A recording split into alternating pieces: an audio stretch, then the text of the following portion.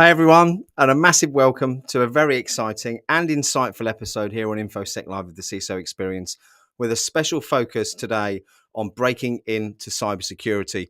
For those that are new to the channel, my name's Simon Lindstead. I'm the founder of the InfoSec Live community and also your host for this show. And by sharing stories and best practice over the last few months, it's led to 40,000 views and 7,000 hours of our content being watched on YouTube by you, our amazing subscribers. So a huge thank you for your engagement. And if you would like to support the wider InfoSec Live community, or indeed buy me a cheeky decaf coffee for my new mug that I got given yesterday, we do have a few ways that you can show your appreciation. First up, the ability to purchase super stickers in the YouTube chat if you'd like your question bumped up to the top, and 3 tiers of membership allowing you to show your support in any way that you can. And if you want swag, we've got you covered with a brand new YouTube store now open. Link is at the top of our page here on YouTube. But whether you join or not, being here and engaging with our content is what really matters. So if you're watching this live, make sure you subscribe and do drop your questions in the chat, as it is you, our audience, who makes these so special. And time for the main event today. I'm very, very excited to be joined by another industry legend, Mr. Mike Miller. As a 25-year experienced CISO, Mike brings an awful lot to the table for anyone looking to break into the industry. His passion is helping others through their journey of breaking into cybersecurity. And when looking for advice and guidance, it is crucial we seek it from those who have the experience. So let's get those questions ready, as Mike is also going to give away a couple of his books today to our audience members for the best questions and a discount of his amazing coaching services. So very, very excited for this one. Let's bring him on.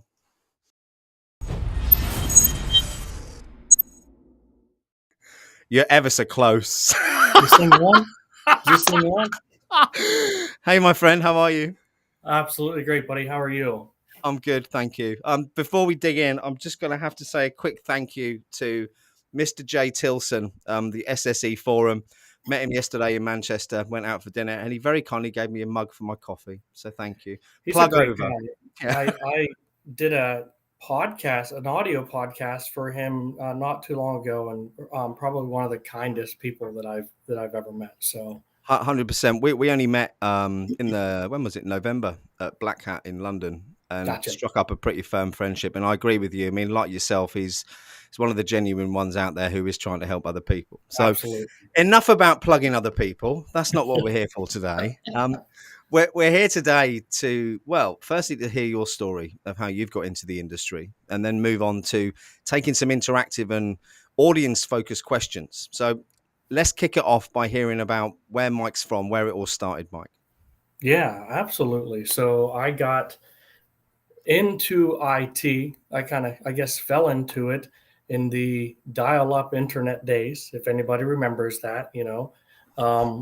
We in my home, we didn't have two phone lines, so if you were using the internet, no one was going to make a phone call, and if someone picked up the phone, it was your connection was going to drop. So anyhow, I got into IT doing help desk support for configuring what they used to call dial-up networking settings, to get your modem configuring IRQs and COM ports and things like that. So I would help people with that over the phone.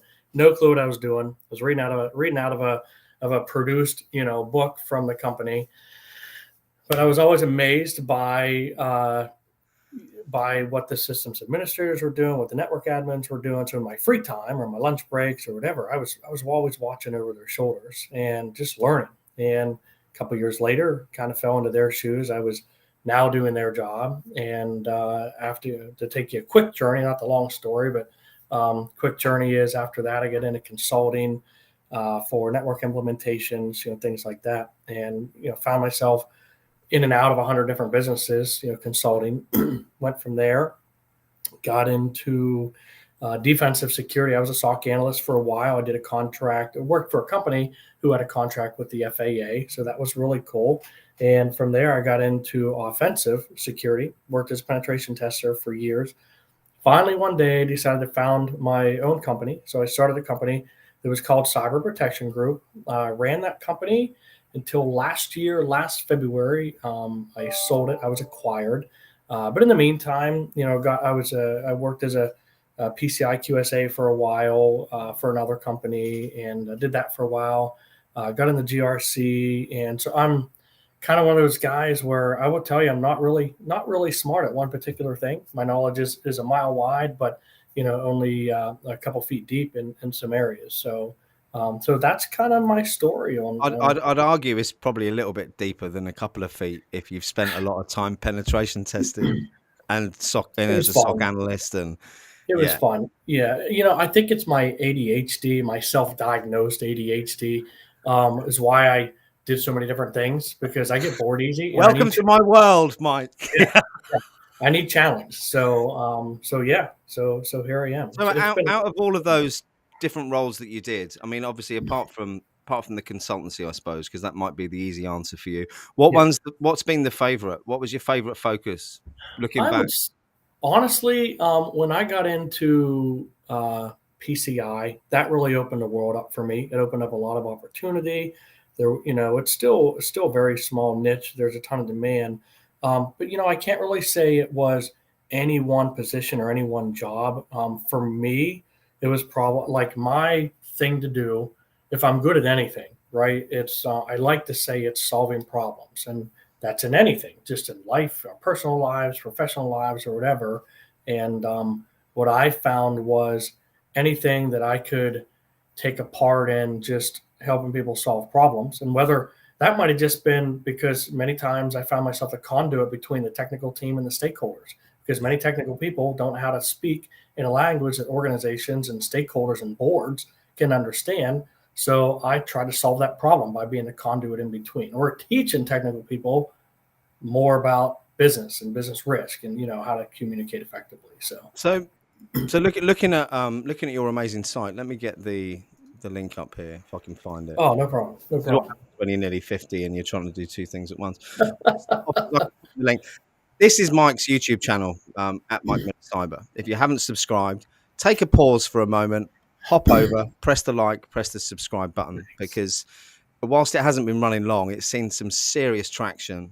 So It's crazy. which proves that what you're doing is adding value, I think. It's crazy. So so my LinkedIn journey, and I'm sure we'll talk about this later, but I dove in for a year and on LinkedIn, and I said I'm not doing it for any monetary reason. I did it just to see, one, just to kind of give back and help people, because there's definitely, again, I like being a problem solver. People have troubles, hearing from gatekeepers and which direction to go. And so I thought I can at least, I can't solve that problem, but I can put a small dent in that problem.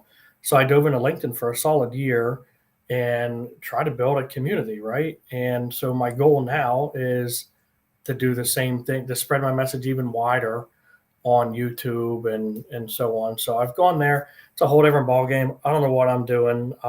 That's Join the why club. that's why I'm gonna hit you up for advice here and there. Don't ask me. I think But it's been there fun. was no plan for me. So I like you, not like you, not a cybersecurity expert, but I do have 30 years kind of business experience, and I've You have a just lot been of trying to knowledge. help people with those Yeah, soft skills and those communication yeah, skills, and yeah. likewise set it up to try and help, and it's become a success, I think, because like you, it was done for the right reasons, Mike. Yes. If two things, right? One, no matter what you're doing, if it's LinkedIn, YouTube, Twitter, whatever it is, if you show passion for what you're doing, that's going to make a huge difference. And in the beginning, don't do it for the money, because if you're following it for the money, you're doing it for the wrong reasons. So you have to show absolute passion for what. Forget the algorithm. Show passion. Produce good content that solves problems. Hundred And percent, and as you've done, be consistent. I think, consistent. Yeah. yeah, consistent and persistent are my two favorite words. Yes. Persistently consistent. Yeah. Persistent, I can't. So I've had a tooth extracted. I'm not even going to go for that today. So, what was it that drove you to try and help other people? Was it the frustration of seeing what was going on in the market? Was it more than that? It was for me. For me, it was. I'm like, I've always been, and you and I were talking earlier, right? I've always been a yes man. I've always been the guy that if someone says I can't do something, I'm going to say yeah I can, and like just watch. I'm going to go do it, and even if I can't do it, I'm sure I'm going to die on that hill trying because someone told me that I can't. Bugs I me love that. when I see other people who are being misled, right? Who are being told that they can't, that this field's too hard for them, or you have to have A, B, and C to get it. So it was, for me, it was. I'm a very optimistic, positive person, and I hate negativity. And there's so much negativity out there, especially on these different platforms. And I just, at the end of the day, I want to be that guy. I'm not trying to, if I'm trying to make a mark of doing anything, my mark, the mark that I want to make is at the end of the day, someone said, you know what, he was just always supportive and always uplifting. Like that's my goal. It's Yeah, not to be the best pen tester, the best it's to vCISO. be It's the best person is the yeah, goal, isn't it? yeah, Yeah. just someone who, because some people don't have that supportive network, right? No, So that's where I just try to step in. I mean, my driver was I spent 25 years chasing money, being an arrogant, egotistical dick. So, so my drivers are a Oh, bit that's different. strong. Yeah. Well, Well, it's true. I mean, I spent a year in a caravan self-analyzing, Mike, so I'm aware of what caused it, and I think for me, my journey has been amazing because I've changed my own outlook on what's important in yeah, life, and by helping other people, there's no such thing as altruism, right? Because helping other people makes you feel really, really good. yeah, yeah. So, And you know what? And we all learn. You went through that for a reason, right? Look what you've yeah, learned from it. Look where I see your absolutely. success every day. I see the community that you're building, right? And you won't be able to do that if you aren't able to have positive and negative life experiences. So Yeah, if everything was happy in our lives, we would have nothing to offer because we no. we would gain no wisdom from I think again, back to the we haven't got on to the socks yet, Kev. You'll have to wait. Back to the ADHD. I think diagnosis, self-diagnosis. The big game changer for me was understanding what had driven. I mean, you said about loving a challenge and jumping or doing lots of different things. that. I, Yep. I mean, for me, it was trying to work out why I'd taken so many risks, why I'd put myself in certain positions, and the irony of that is it was only through taking those risks that I saw success. But there Yeah. comes a point where you need to take a step back and work out who you are if you got to the point where Yep. I am, and do that Yep. journey of self-discovery and find out, and this is the point I'm getting to, what you've actually got a passion for. So Yeah. I spent 3 decades nearly chasing money with my passion dropped to the side and more of a Yeah. hobby. As soon Yeah. as I've embraced what I love and what I enjoy, it's changed my life. It It's really amazing. has, and it helps with the positivity as well. And you know what? I see it because there every day there's podcasts, there's lives every day you could join. You could just eat up 15 hours a day watching shows like these, right? But you can also tell who's passionate about what they're doing and who's not. And I mean, I'll say this is just a compliment to you. And I think you've seen me show up in your last 2 or Well, 3. yeah, I have, and I really appreciate it. They're just Yeah. fun. They're fun. I can tell, you finally reach that point in your life where you're enjoying what you do. And so, I hope for you that you don't have to worry about that money, because if you have a passion for what you're doing, it'll start flowing in different It's trickles. not, I'm not there yet. I'm finding it very difficult, I suppose, because of how I was before. I'm Yeah. kind of giving everything away, and I'm doing that to make up maybe for how I was in the Yeah. past. But this brings me on actually to a really relevant point, which is I found myself, which I'm sure you did, over the last year, giving up so much of my time to help other Yeah. people Yeah. that you end up not helping yourself, right? Yeah. And unless you help yourself and look after yourself, you're not going to be any good helping anyone. So you're ahead of me on You that know, journey, I think. and I'll say you're the first person this is the first group. I haven't talked about this before, right? So we'll call this a limited edition, right?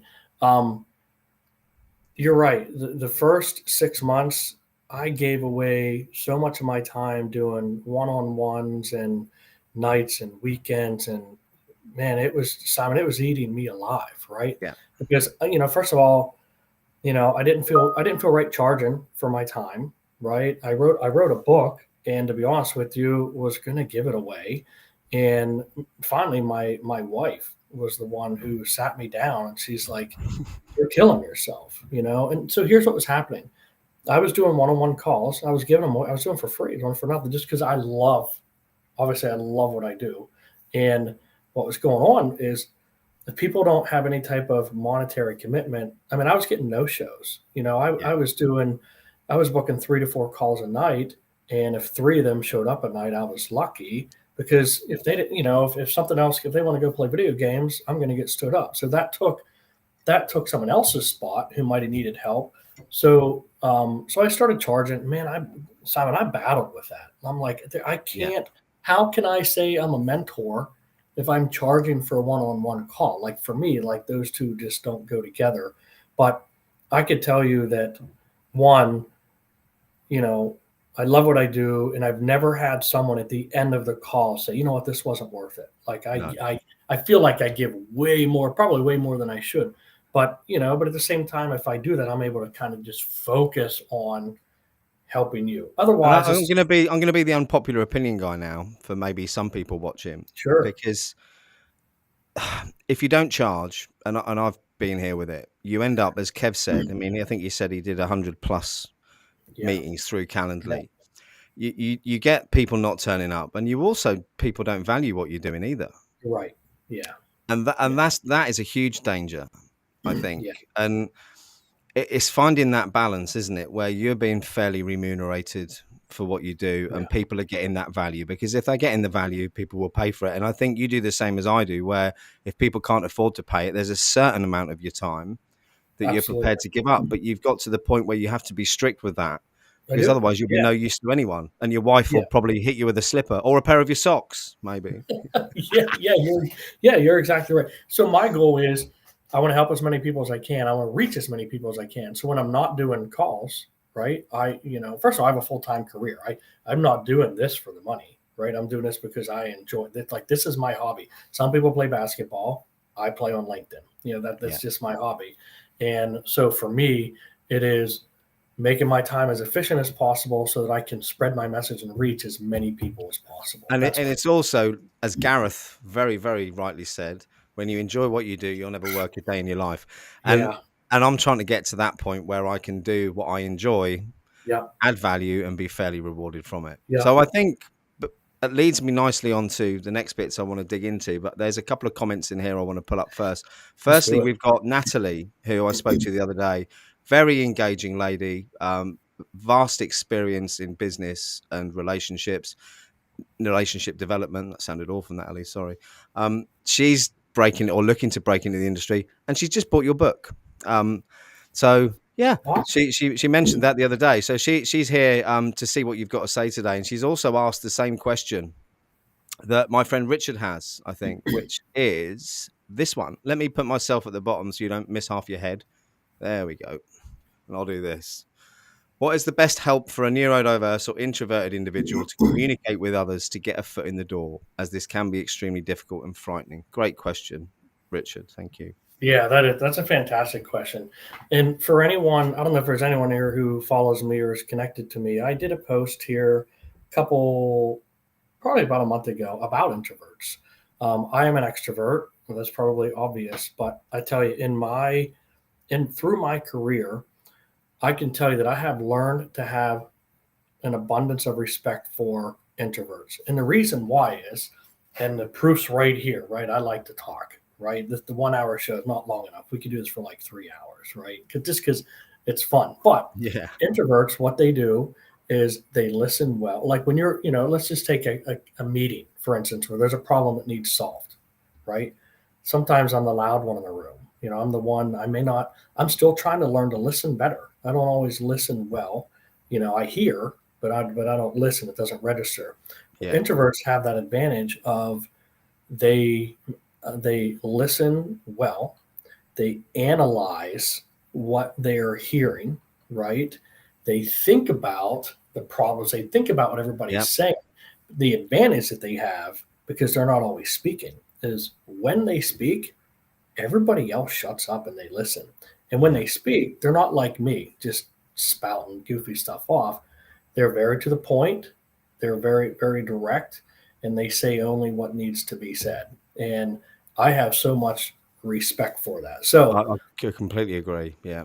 that doesn't help them get their foot in the door because they have to, because they have to do that afterward. But what I would say is, we all talk about the LinkedIn algorithm and the posting and stuff like that, which can be hard if you're introverted, right? So what I would say is whether you're extroverted or introverted, build your brand, right?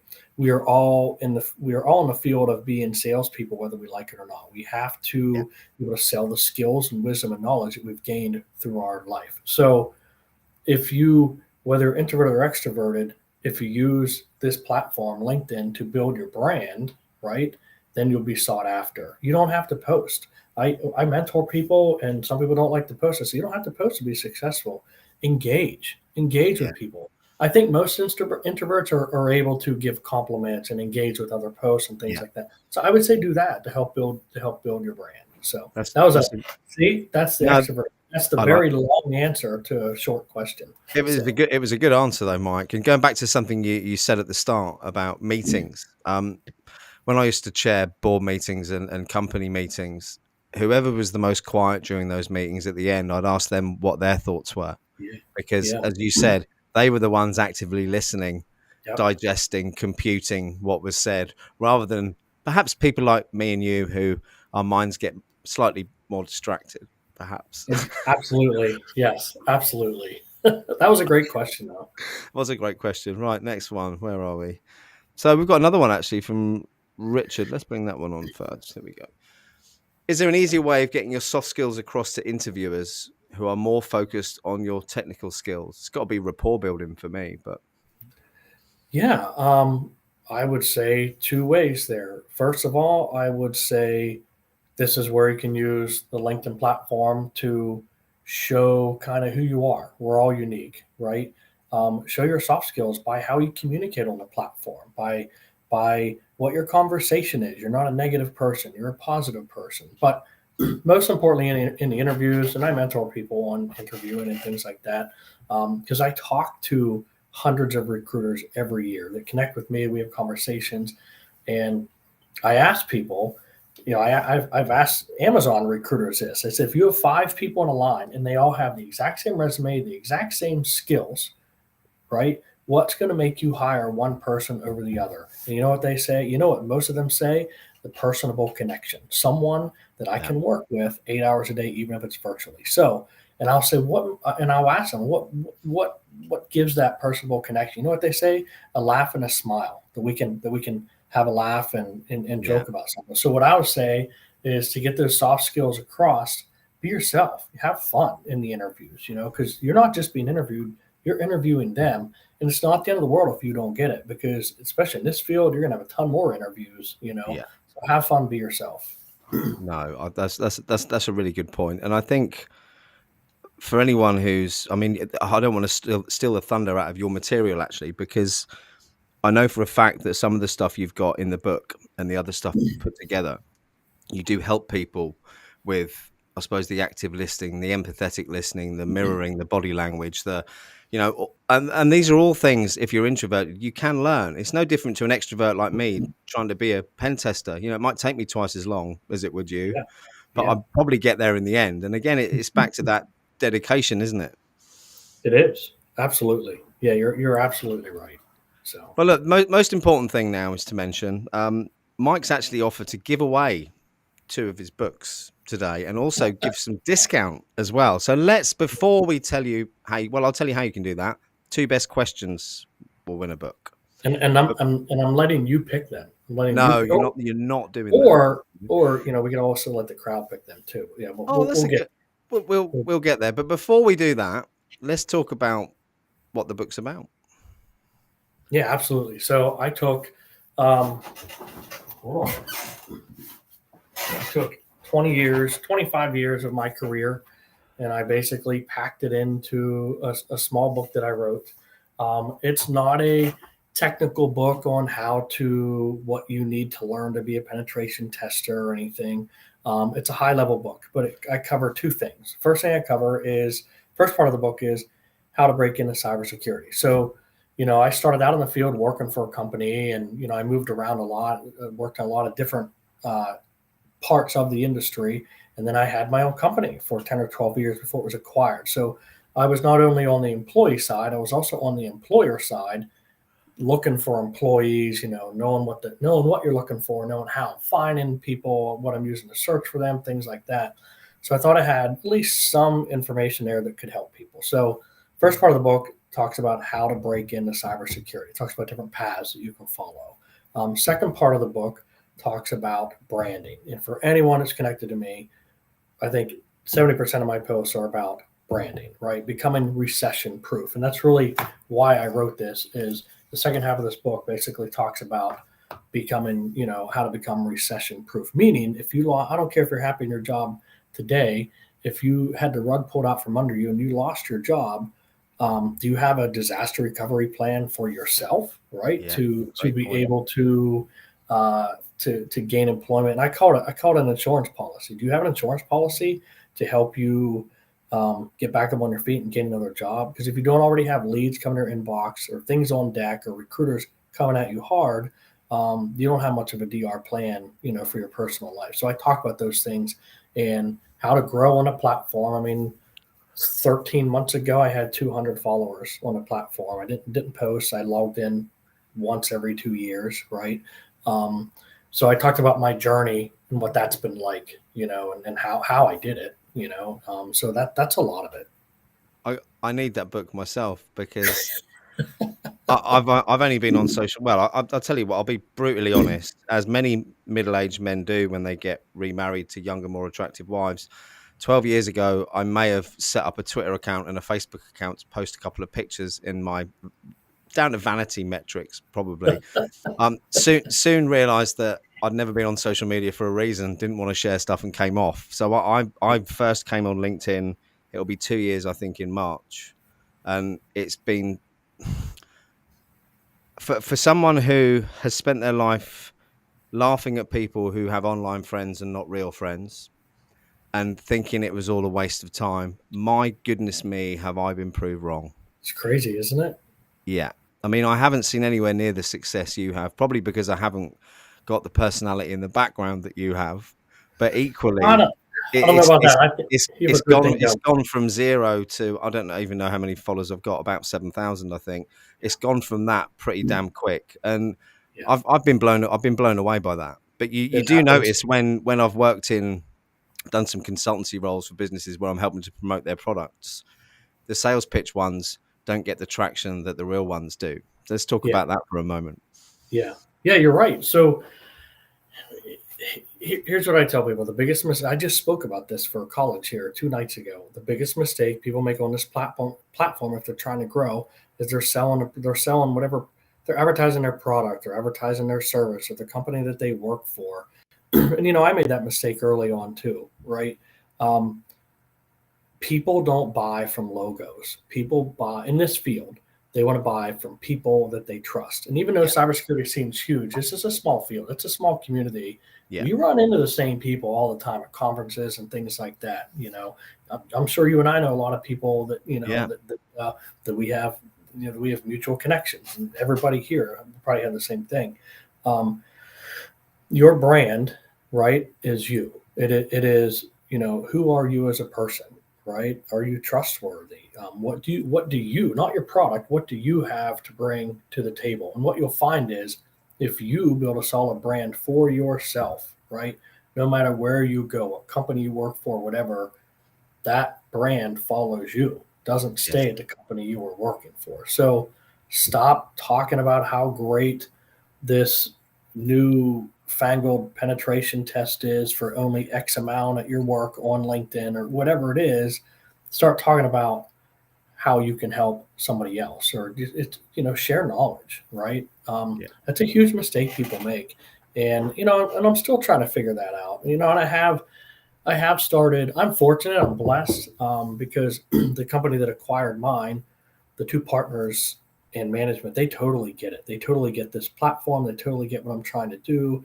They never say, Mike, share our content. Will you share this special we put out? Because one, they know I wouldn't do it. Right. I would literally leave my job before I would do that, because once your brand is destroyed, it's destroyed. Right. Yeah. And I know it takes a few posts to do that. So um, any company that is forcing you to post their content or to repost or share, even if it's come from their marketing department, if they're doing that, they have no Do clue. you know what? I think some of them are finally getting that. I went to a Slowly, conference in slowly. Manchester yesterday in the UK, and the vendors were a bit thin on the ground compared to normal. And Mm-hmm. from the couple of conversations I had, they are focusing their budgets more on evangelists in the industry, Yes. um, Yeah.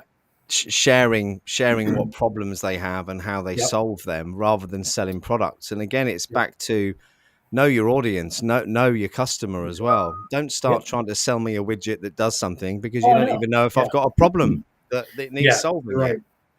Yeah. The biggest thing I've had come at me in the past 13 months, when I grown from 200 followers to, I don't know what it is now, is, I have companies saying, hey, we'll pay you X amount a month if you put our sticker on your mug, or if you wear our hat, or wear our t-shirt. And first of all, I'm a plain clothes kind of guy. I'm not, Me I'm too. not into the stickers on the mugs or wearing. The only hat I wear is the LinkedIn hat I put on once, because I'm really proud of it. But you can sell yourself really easy and destroy your brand, right? You can, and while you're talking about the mug, just another plug for Jay, because I'd like to point out that I bought him dinner last night.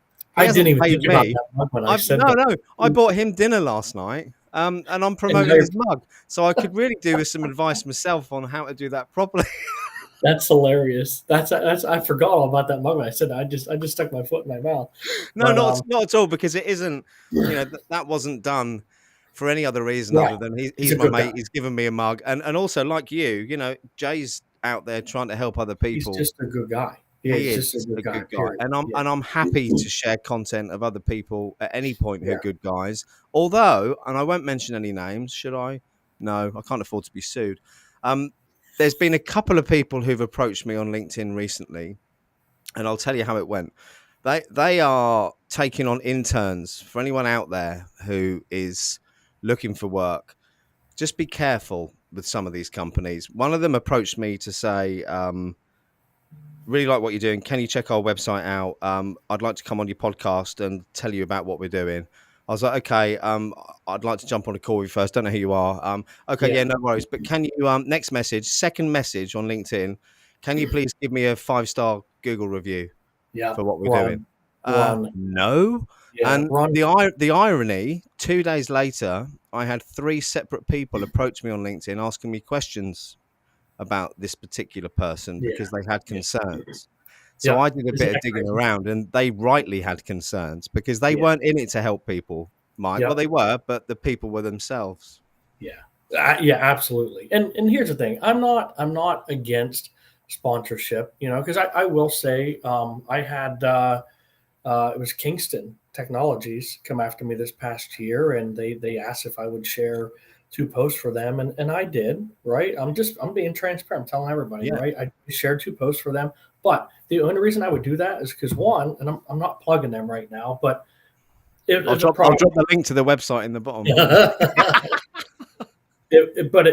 I'm not going to post about something that I don't believe in or that I won't stand behind. Everyone here, whether they know it or not, has used a Kingston hard drive in their life or Yes. an SSD or whatever it is, right? Yeah.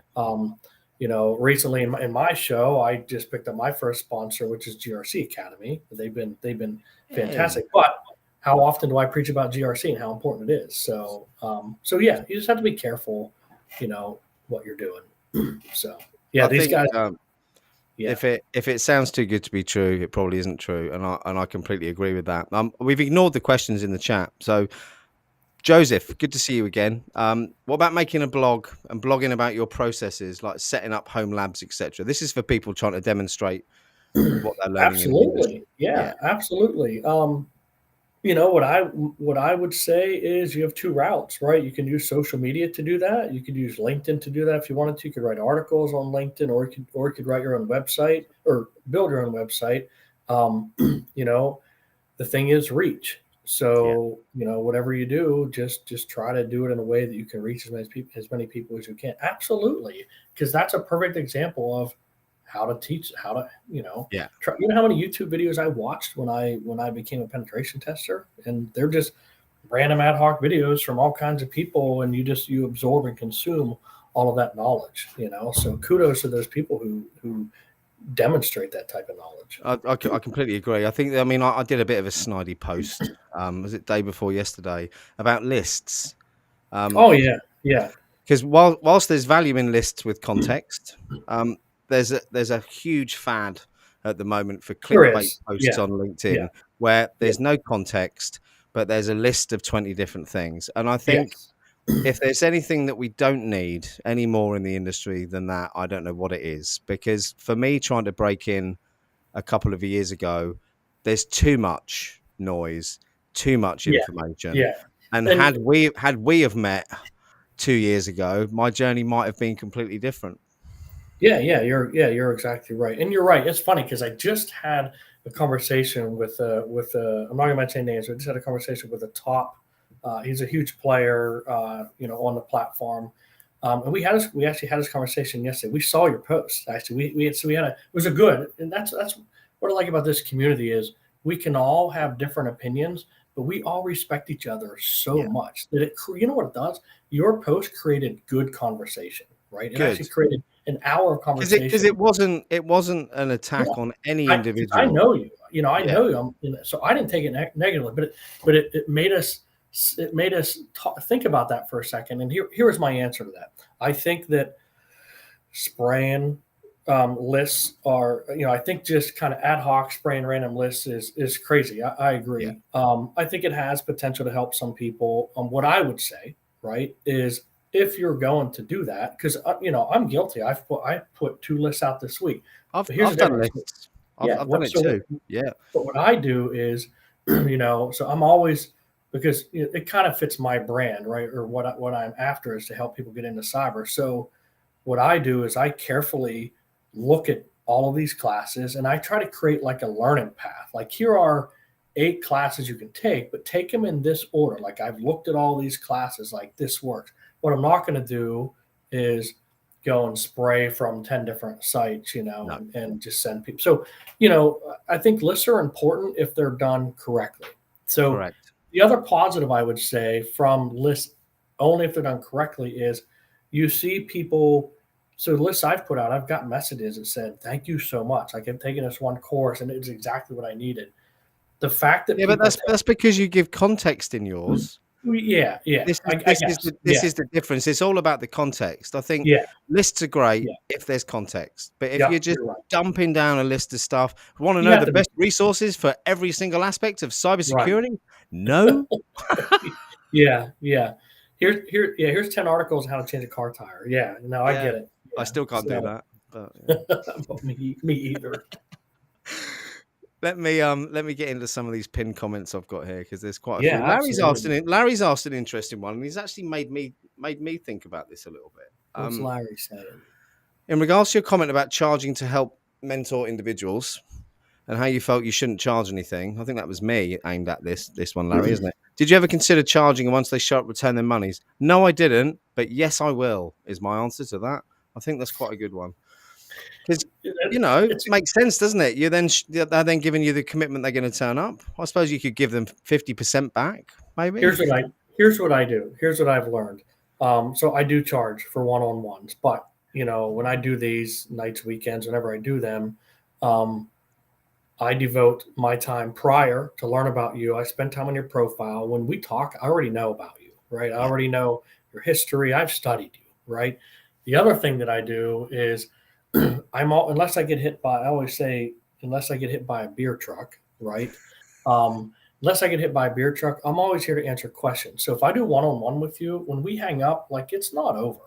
If, No. because I teach people, not what to post, but, how to post, how to look at metrics. And so if people have questions after I've done a call with them, shoot a message at me. I'll even help you.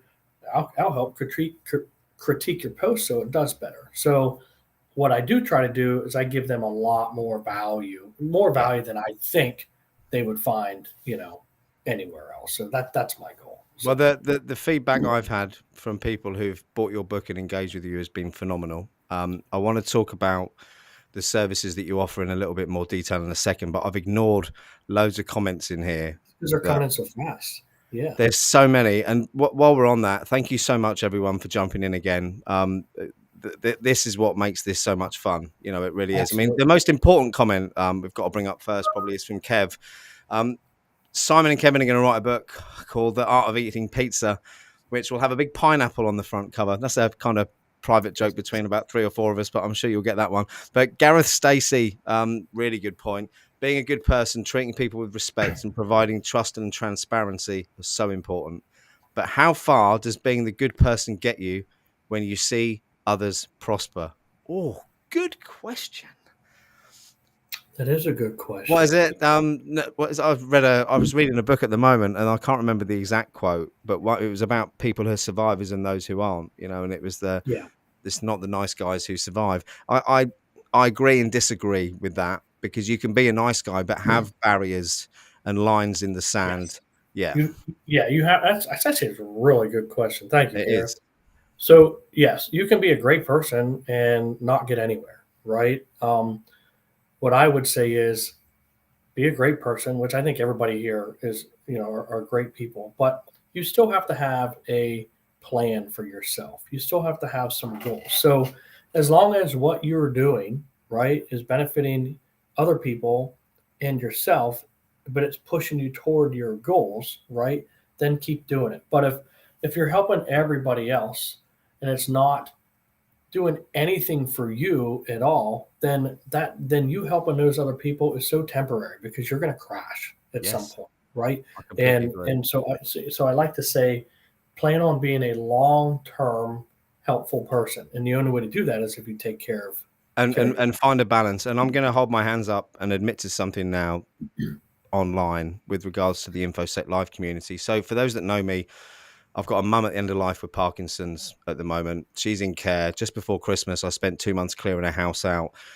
Left, kind of not abandoned the community, but pretty much didn't spend as much time in there. Haven't been back in there since. And I'll give you the reason for that. With my ADHD, when I'm doing something, I'm 110% in on it, which makes it very difficult for me to try and separate myself into 2 different areas. So I've spent the last 2 weeks mapping out my diary for the next 3 months to ensure that I've blocked out time to spend with the community, with my family, at the swimming pool, all these things. So for me, time management is probably my weakest skill. Yeah. And I think that's something that I've had to learn over the last few weeks. And for anyone who's in the community who hasn't seen me for a few weeks, I massively apologize. This Saturday, I'll be back. We've got a Meet the Members, 3 p.m. Eastern Time, 8 p.m. GMT. Be great to see you all. I'll eat some humble pie and we'll get this party started again. So there's my heart on my sleeve comment for you. Danielle's made a really good point here. This is from a while ago, but people buy from people they like. People buy off people. Yeah. Trust and have common interests. Your clients will follow you where you go. Keep that integrity and relationship. Spot on, isn't it? Yeah, and you know what? Being nice to people should come easy for all of us, And I'm going to back up just for a second on what you just said a second ago. You never need to apologize for doing what you need to do in your life. You're a good guy, Yeah, and but I could have managed it and communicated it better. And I think that, a learning well, point, isn't it? we all learn, but you're doing what's important, and I think anybody in the community that doesn't understand that doesn't deserve to be part of your community. You're a good guy, man. That's kind of you, but I will just say, Larry, my brother Larry in the audience, he's picked up the slack massively. He's been looking after the scholarship cohort. We were long overdue a catch up. We'll have a catch up tomorrow, Larry. But Larry, my heartfelt thanks for everything that you've done. And this, okay, I'll be a bit controversial now. So let me tell you my frustration from the community. So we've got nearly 4,000 people in there. Unless myself or someone else goes in there and shakes these people and leads them to do things, not everyone, but a lot of people, nothing happens. And that's what happened since I stepped out of the community.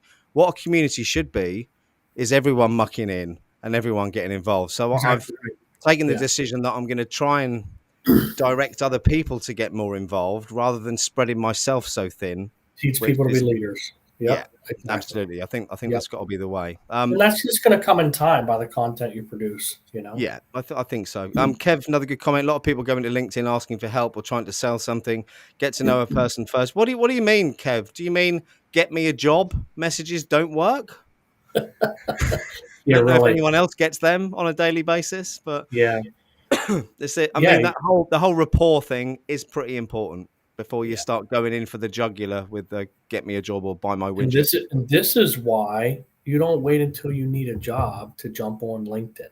Well, this is what don't do it yet, because this is what I want to lead into what you do. Because there's no point, as you said, waiting until you need a job before doing all this, because you need to, as Danielle who said about that will go with you wherever you go. So we'll come back to that in a second. But there's a couple more here. Natalie, who's bought your book, we better answer her question, really.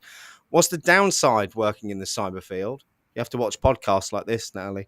Most people talk about the good side, but curious to know the other. You know what the downside is for me is the fact that there's just too much to know, right? I'm never going to know everything. And the more I learn that I don't know, right? So I would say in this field, imposter syndrome is huge. Not feeling good enough, even feeling like a fraud in your position because you feel like you were hired, but you didn't deserve the position because you feel like you're not smart enough. Though that for me, and honestly, I have these when I do my own podcast, when I sit in your show, I'm thinking people are listening to me. I don't know why. A year ago, I had 200 followers, but it's just really just being honest with people and being yourself, being who you are, right? But as far as the negativity, it's people coming at you from all directions. Just have a focused plan, know where you want to go, right? Yeah. And be okay with you're not going to know everything. That's probably the biggest thing that I've struggled with. Yeah, I think you know yourself before you start looking at the career. Absolutely. And also, my biggest mistake, which is why I was so keen to get you on here and shout about what you do, is I tried to do it myself. And I thought I could be the world's best pen tester in 6 months. Apparently I couldn't, which meant I failed my OSCP. And whilst I wouldn't maybe take that back, I think if I'd have actually reached out, taking coaching, taking mentoring, spoke to leaders in the industry first, it would have given me that clarity. So journey of self-discovery, map your skills, if you've got previous experience, you can then map them across. That's where I went wrong. And this ended up taking me 2 years to get to the point where I probably could have got to 6 months, but 6 months after starting. Yeah. And you're exactly right. Trying to do it yourself can be a dangerous game. It can be a lonely game, right? Yeah. I've learned so much just from people that I've connected to, that I talk to daily. It makes a big difference. It's great being the non-expert and interviewing CISOs and leaders like yourself, because I'm like, it's like being a sponge. You pick up so much. Yeah, And, well, trust me, I'm not an expert. I'm just I just like to solve problems. That's my thing. So and I yeah, think for anyone looking to get into the industry, that's a prerequisite along with the aptitude and the passion, isn't it? I absolutely. mean, don't get me wrong, role dependent. If you're going to be in sales, maybe not. Another good question here. As a woman new to technology and cybersecurity, feeling overwhelmed with learning so much, my brain is on. Yeah, I completely get that. How do I stay motivated towards my goals and still Take keep growing? take breaks. Yeah, Take breaks. That's the biggest thing I can tell you. Take breaks. Step away. One of the biggest things.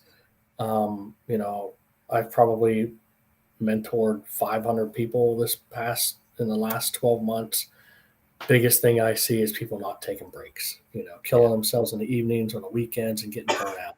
Step away, don't talk about cyber for a couple of days, and come back. Because what happens is if you're truly passionate about something, when you step away for a couple of days, you're going to miss it. So now when you come back, it's just going to be like a smorgasbord. You're gonna pounce on it and start consuming again. And the other thing, the way our brains work is we don't have our best ideas when we're sat at the desk. We have our Right. best ideas when we're in the shower or when we're out walking the dog or when we're Yep. relaxing in bed. It's those times of rest Yep. when we get the inspiration that we need and sometimes the clarity that we need as well. And Danielle's come up with another really good point here. Recommend asking interviewers what their personal mission and or team mission statement is outside of the organization. Sharing with folks here, and I've used this before and believe in it, focus on you and who you are, share my talents with others for positive impacts, inspirations, and solutions, always executing with respect, empathy, integrity, and Yeah. receptiveness. Continue. I'd love to connect, Danielle, if we're not. I really am, because that makes absolute sense. And Larry's obviously made a spot on comment. It's a team sport, not an Yep. individual sport. And there's no such thing as an expert in cybersecurity. There's experts in aspects of cybersecurity, Yep. but it's too broad a field. You Yeah. know, It's funny it's a, because when people tell me they want to get into cybersecurity, I always say it's like saying you want to play sports. Which it sport do you is. want to play? Because I'm Yeah. okay at some, and I'm really bad at That's most. a great analogy. Definitely not golf for me. I played crazy golf last night. I'm even bad at that. So I have some beautiful clubs, but they don't work. They don't no, work. no, I think I had the same set. Maybe we got them from the same person. Look, we haven't got too much longer left, so I want to focus on the services that you provide. So Sure. let's talk about. We've talked a bit about the book, and again, keep dropping those questions in because Mike and I are going to pick a couple of winners for the books at the end. But just talk more about the services you've got, how people can access them, and why they should access them. Absolutely. So I have a site that's called breakincyber.com. Probably one of the projects that I'm proudest of is I have what I named the LinkedIn growth plan. And what that is, you basically get 2 one-on-one calls, right? We do first call, it's more like an intro. Then what I do two things.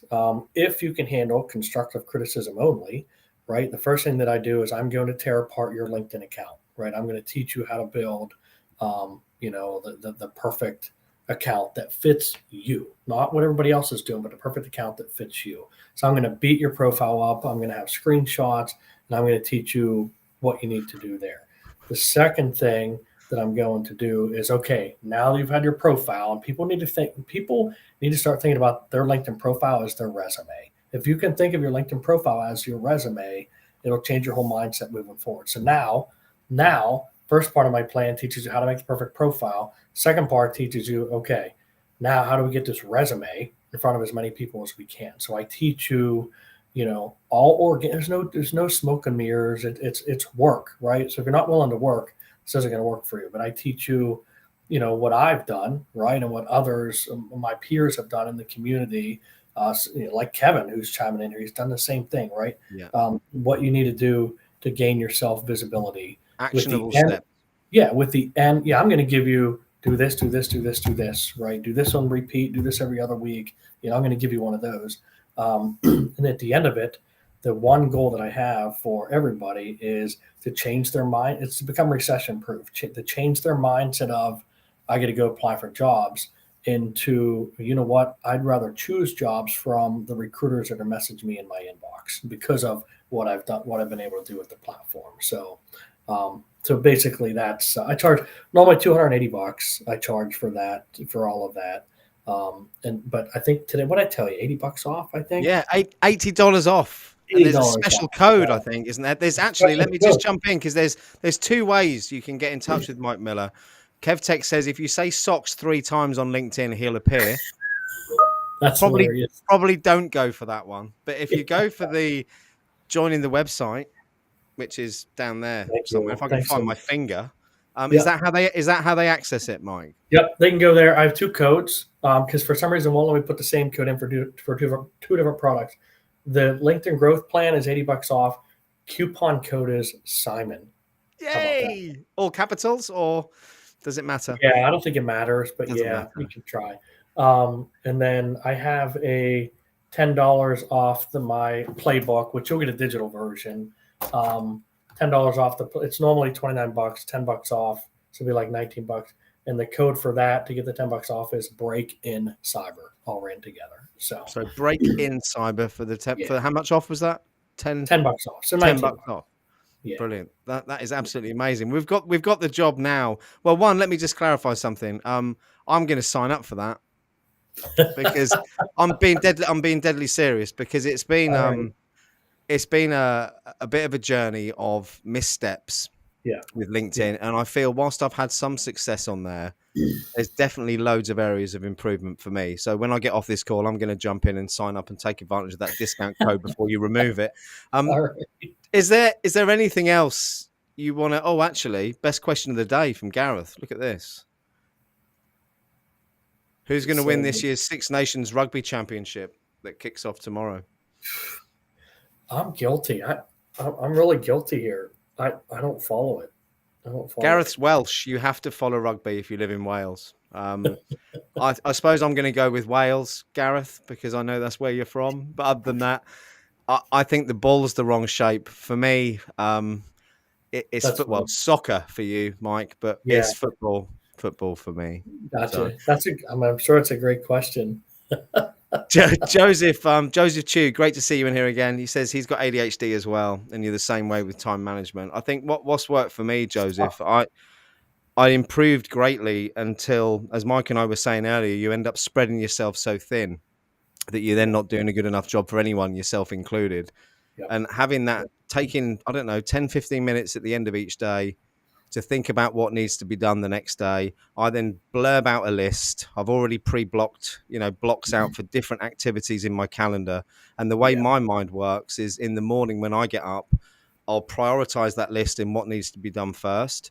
And then I monotask because I can't have more than one tab open because I'm like a dog with a frisbee. I get distracted. So That's how I I tend, am. yeah, I tend to try and shut everything else down. Gareth Oh said he yeah. honestly didn't expect Mike to know, but he did add a Welsh flag that didn't show. Well, there we there we go.